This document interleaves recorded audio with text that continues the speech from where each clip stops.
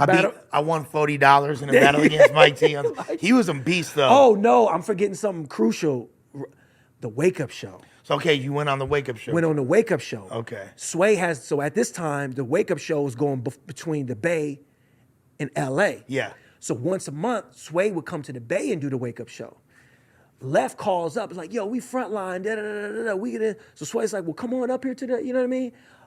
And that's when I had met Sway like in traffic back in the day, but this is my first time kind of like meeting him in a rap, you know what I mean, type of situation, and which was dope back then. So I'm gonna tell you, so many people was up at that Wake Up Show. I mean, Planet 8, this is when Planet 8, Cali Agents. Yep, Roscoe and huge. Asia, yep. They had just signed that deal, so everybody was looking at them like, yo, these guys are doing it.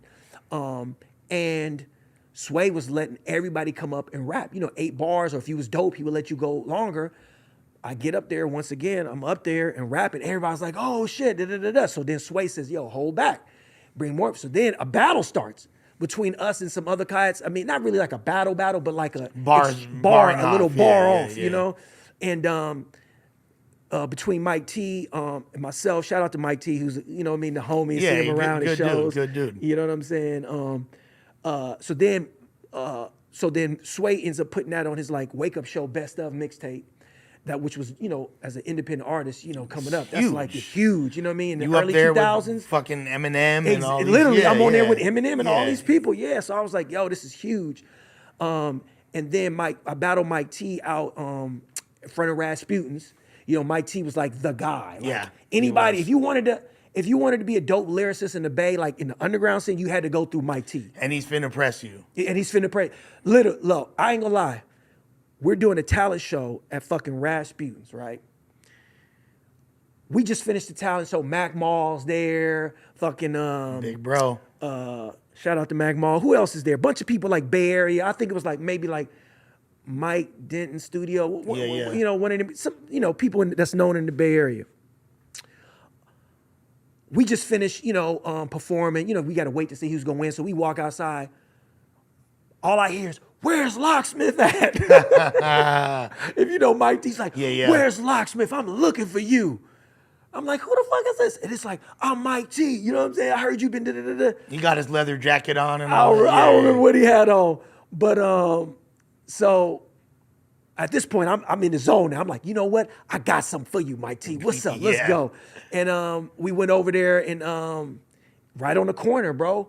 And, it was no judges or nothing like that, but I earned my stripes. I did my thing. Everybody was like, yo, Locksmith, you know what I mean? So, you're earning your stripes.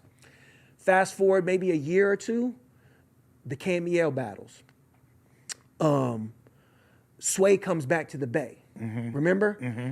He's in New York at this point. Mm-hmm. He's coming back to the Bay. He's like, yo, we need the Bay Area's got, we got talent out here. We need to showcase, you know what I mean? Because at that time, it wasn't a lot of Bay Area unless it was like, major stuff like at this time, 40. Well, and like, I was talking about this in another interview I did recently. A lot of people don't remember that the Bay Area was essentially blackballed from the industry.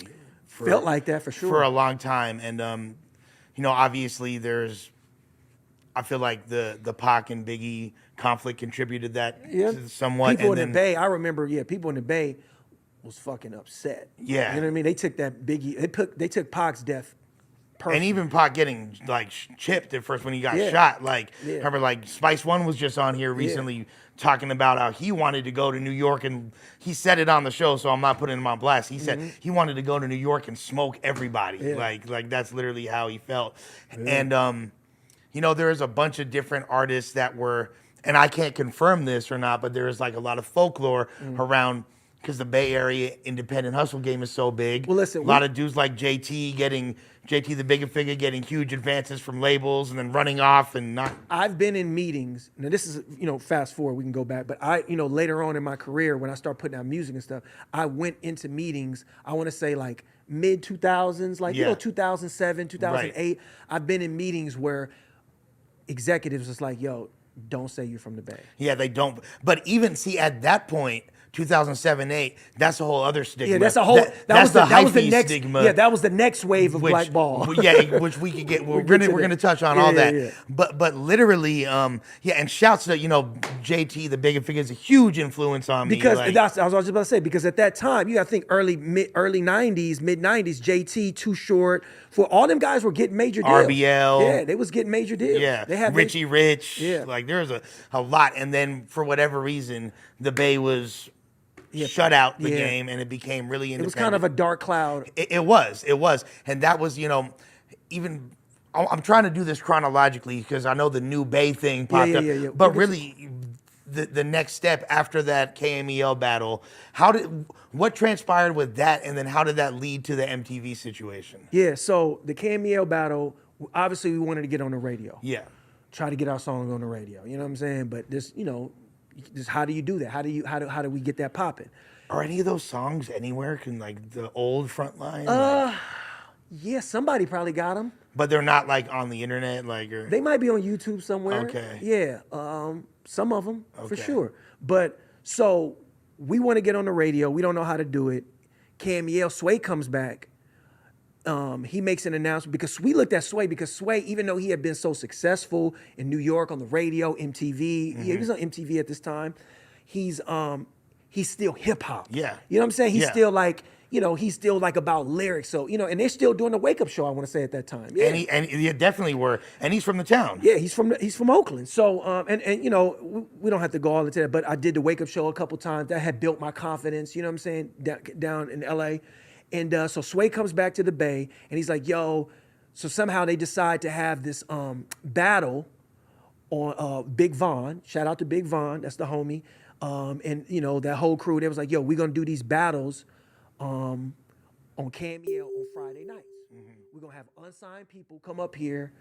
If you got bars, come up here. And they literally, you could be off the street. Well, I think you kind of had to know somebody to get, to kind of like vouch for you to say, like, let this guy in. Right. So everybody, I was kind of hesitant to do it. But so at that time, I want to say, like, Fab was up there. Mr. Fab was up there doing this thing. The team, Clyde Carson, they was up there doing, and other cats was up there spitting bars.